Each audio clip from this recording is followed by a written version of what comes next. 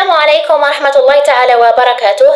معكم شيحاوة سارة، أستاذة اللغة الإنجليزية في الطور المتوسط الجزائر العاصمة، وبحلول الطبعة الثانية لفن الخطابة التي رصدتها وزيرة الثقافة مع وزارة الشباب والرياضة، أتقدم لكم بمشاركة هذه. فلنبدأ بسم الله الرحمن الرحيم. إذن يا شباب، أيها الشباب، يا عمود المجتمع، تدرون أن موضوع اليوم هو موجه لكم خصيصا أنتم، فاسمعوني جيدا واسمعوا لي ما سأقول لكم بعناية.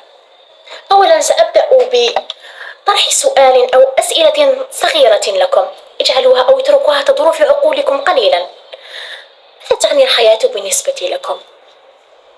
ولماذا خلقتم أنتم؟ ما هو هدفكم في المجتمع؟ أتمشون بدون هدف؟ أم أنكم سطرتم أهدافكم وتسعون إليها مرحلة بمرحلة؟ أم أنكم مجرد شباب أو عباد أو مخلوقات تأكل وتشرب جالسة ليس لديها هدف في هذه الحياة؟ إذا لديك هدف فلتسعى إليه. إن الإنسان لم يخلق عبثا أبدا، إنما خلق للعبادة أولا، وخلق لأهداف رائعة وجيدة تجعله يتفوق في عبادته. وكل إنسان له هدف خاص به وبصمة خاصة به في هذه الحياة.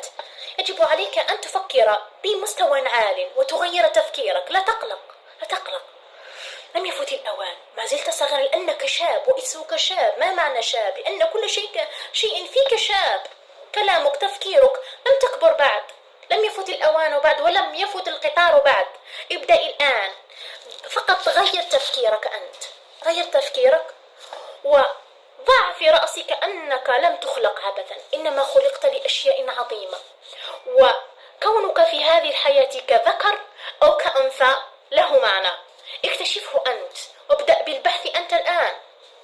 تذكر أن الله سبحانه وتعالى لم يخلقنا عبثا، خلقنا لكي نعبده، خلقنا لكي نسعى في هذه الحياة، لكي نرى السعادة، لكي نسعى، لكي نجد النتائج الإيجابية في حياتنا.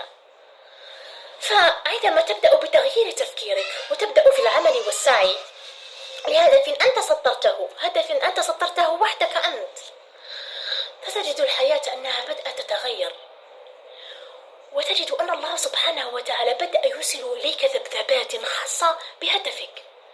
شخص إذن في مقولة تقول